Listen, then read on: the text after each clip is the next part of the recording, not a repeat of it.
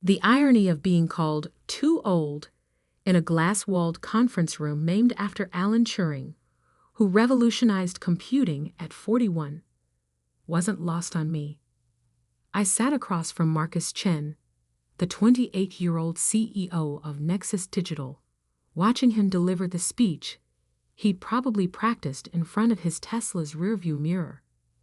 "Sarah," he said, not even looking up from his MacBook, "tech moves fast.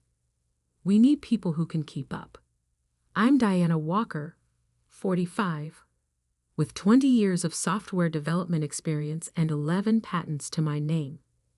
But to Marcus and his fresh-from-Stanford executive team, I was just another Gen X relic taking up valuable standing desk space. "Your severance package is generous," Jennifer Ross, the 30-year-old HR director, added with practiced sympathy. "4 months' pay, plus we won't contest your unemployment claim." I kept my face neutral, thinking about the email I'd received last night from Kingston Venture Partners. The one confirming they'd approved my private buyout proposal. The one sitting in my personal inbox while Marcus explained how I was falling behind in an industry I'd helped build. "The truth is," Marcus continued, adjusting his Patagonia vest, "we're moving toward younger, more aggressive talent. People who live and breathe the startup culture. Unlike me, who merely wrote the code that powered their entire cloud infrastructure. The same code they tried to get me to transfer to their GitHub repository last week. The code I'd carefully licensed under my own LLC 5 years ago. We'll need you to sign these standard NDAs." Jennifer slid a stack of papers across the table. "And of course, transfer any relevant project files before you leave." "Of course," I said quietly, thinking about the other email in my inbox. The one from the patent office confirming my latest approval. The one covering the exact processing algorithm Nexus Digital had built their reputation on. "Look," Marcus leaned forward, attempting sincerity. "This isn't personal. It's just business. The market moves fast. And, well," he gestured vaguely at me, "experience isn't as valuable as innovation these days." I gathered my things slowly, methodically, the same way I'd built my career, my patents, and my quiet investment portfolio, while younger developers chased the next trending framework. "One question," I said, pausing at the door. "Did you ever actually read the licensing agreement for the core processing algorithm?" Marcus waved dismissively. "Legal handled all that years ago." "Why?" I smiled. "No reason. Good luck with the Series C funding next week." Walking through the open office space, I passed dozens of standing desks where young developers balanced on wobble boards while typing on mechanical keyboards. None of them looked up. To them, I was just another tech dinosaur going extinct. If they'd looked closer, they might have noticed my outdated clothes were actually tailored theory. My sensible shoes were handmade Italian leather. My ancient laptop bag was handcrafted in a small workshop in Florence. But looking closer wasn't the startup way. In my car, a deliberately modest Volvo, I opened my phone and sent 2 messages. To Kingston Ventures: proceed with the acquisition plan. Timeline accelerated. To my patent attorney: begin enforcement proceedings.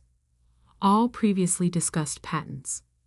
Then I drove home to my modest condo, actually the entire top floor of the building, and opened my laptop. Time to start the process that would teach Marcus Chen and his young innovators a valuable lesson about looking past the surface. My phone buzzed.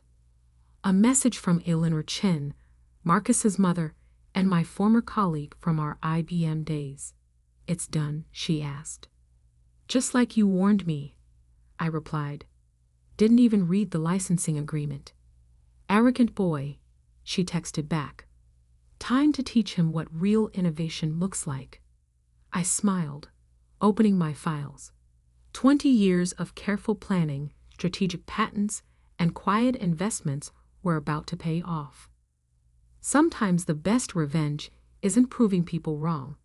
It's letting them realize just how wrong they've been all by themselves. And Marcus Chin was about to learn that experience isn't just valuable, it's expensive. The next week unfolded exactly as I'd anticipated.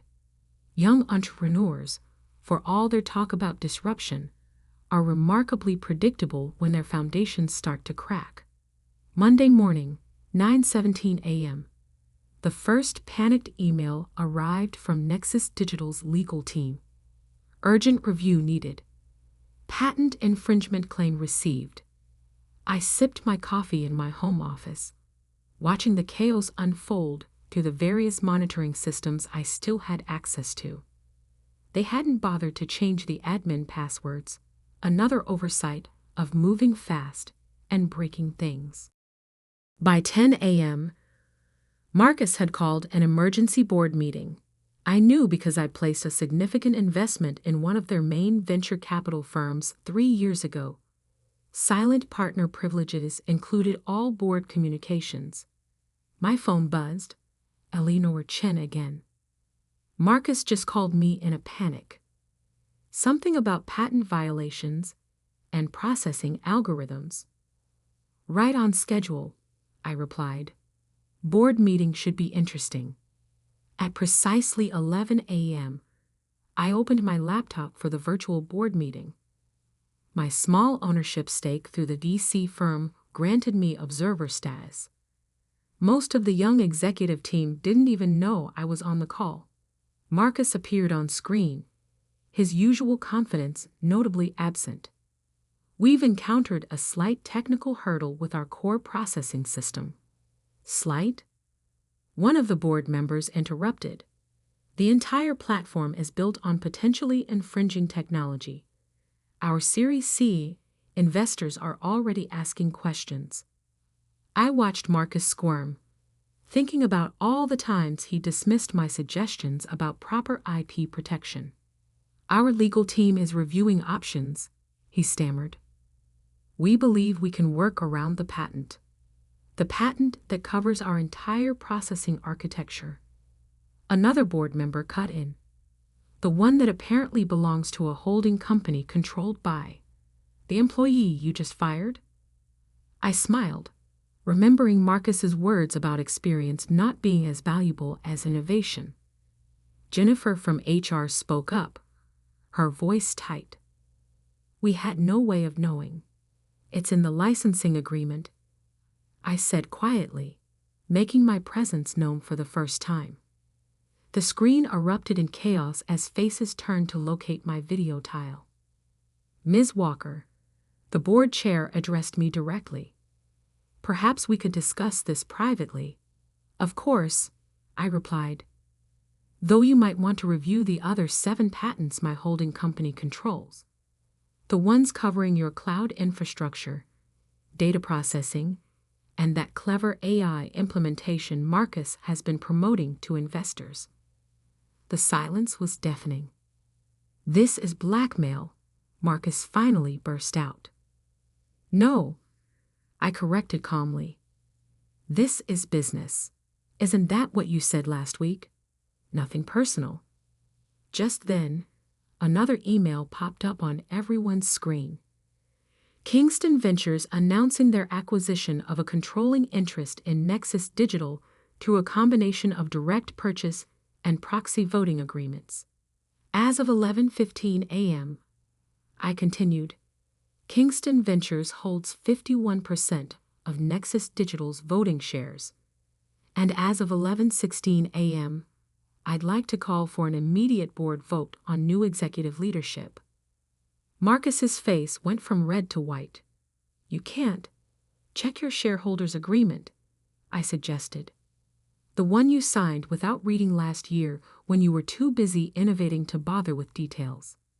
The next hour was a blur of legal discussions, votes, and resolutions. By lunch, I had been installed as executive chairperson, with full operational control. Marcus was offered a position as innovation consultant, a fancy title with no actual authority. As the virtual meeting ended, I sent one final email to the company. All employees please join an all-hands meeting at 2 p.m. Time to discuss some changes. Elinor texted again. Marcus just called me crying. Said you destroyed his company. No, I replied. I saved it. He just doesn't know it yet. At 1:55 p.m., I walked into Nexus Digital's offices, my offices now. The same standing desks, the same wobble boards, but a very different energy. The young developers who had ignored me last week now watched nervously as I made my way to the conference room. Sometimes the best lessons about innovation come from the very experience so many are quick to dismiss. And I was just getting started. The all-hands meeting was set in the same glass conference room where I'd been fired a week ago. Poetic justice has a sense of humor that way. Every standing desk was empty as employees packed into the space, their average age about half of mine. Marcus sat in the back, his Patagonia vest replaced by a proper suit, his idea of looking corporate for the new boss. First, I began, let's address the elephant in the room. Yes, I now control the company. No, I'm not here for revenge. And yes, I'm keeping most of you employed. The tension in the room shifted slightly. But, I continued, we're going to do things differently, starting with the assumption that youth equals innovation. I pulled up our project dashboard on the screen. See this processing algorithm everyone's been so proud of. It's actually a refined version of something I developed in 2005. The cloud infrastructure you think is cutting edge, based on principles I patented in 2010. Several young developers shifted uncomfortably. Real innovation isn't about age. It's about understanding both where technology is going and where it's been. Starting tomorrow, we're implementing a new mentorship program. Each team will pair experienced developers with younger ones. Real collaboration, not competition. Jennifer from HR raised her hand tentatively. But our culture will improve, I cut in. No more ageism, no more bias, no more assumption that only people under 30 can code. And yes, that includes bringing back several older developers who were pushed out before me. Marcus stood up in the back. This is exactly why we needed young leadership. You're turning us into IBM. I smiled. Interesting you mention IBM. Did you know they just licensed 2 of my patents? Or that Google tried to acquire my holding company last year? Age didn't seem to bother them. He sat down abruptly. Now, I turned back to the room. Let's talk about the future. Not just the next funding round or the next product launch, but real, sustainable growth. Over the next hour, I outlined my vision, a company that valued both experience and fresh perspectives, a workplace where innovation came from collaboration, not discrimination, and most importantly, a culture that understood the real value of institutional knowledge. 3 months later, the changes were evident. Our stock price had doubled. The Series C funding came through at a valuation 3 times higher than projected. And most surprisingly, we've become known as the tech company that got diversity right, including age diversity. I sat in my office, the same one Marcus used to occupy, reviewing our latest quarterly reports when Elinor Chen visited. Marcus finally read all the patents, she said, settling into a chair. He was up all night going through your portfolio. Said he had no idea one person could build so much so quietly. That was the point, I replied. While everyone was watching for the next young prodigy, No one noticed the quiet engineer building an empire. He wants to know if you'll mentor him, she added with a slight smile. Says he has a lot to learn. I glanced at my calendar. Tell him to come by tomorrow morning. Early.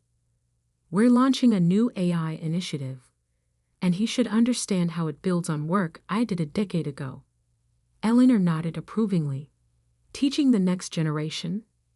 Teaching them to value all generations, I corrected. That evening, as I walked through the office, I passed dozens of workstations where young developers now sat beside experienced engineers. The wobble boards were mostly gone, replaced by ergonomic chairs. Turns out proper back support beats trendy discomfort. My phone buzzed with a message from our biggest competitor. Interested in discussing a merger? I smiled, remembering their CEO's dismissive comments about outdated leadership last year. Sorry, I typed back. Not interested in selling, but I might be interested in buying. Because sometimes success isn't just about proving people wrong about you. It's about changing how they think about everyone who comes after you. 1 year later, Nexus Digital had become the model for tech company culture. Our mentor program was being copied across Silicon Valley. Our patent portfolio had grown to include innovations from developers of all ages. And most importantly, we'd proven that true disruption comes from combining experience with fresh perspectives. Marcus, to his credit, had learned. He now led our innovation team, but with a new appreciation for the value of experience. His latest project, an egg AI system that combined classical programming principles I'd developed years ago with cutting-edge machine learning. As for me, I kept my outdated clothes, my sensible shoes, and my quiet way of building things that last. Because real innovation isn't about age. It's about understanding that progress doesn't mean discarding the past, but building on it. And sometimes the best way to disrupt an industry isn't with new technology, but with old wisdom. Respect everyone. Learn from experience. And never underestimate someone just because they remember a time before smartphones. The final vindication came at the annual Tech Innovation Awards. Nexus Digital won Company of the Year, and I was asked to give the keynote speech. Standing at the podium, looking out at a sea of faces, young and old, experienced and fresh, I delivered just one line: innovation doesn't have an expiration date. Because sometimes the most powerful disruption isn't in technology. It's in changing how people think about who can create it. And at 46, I was just getting started.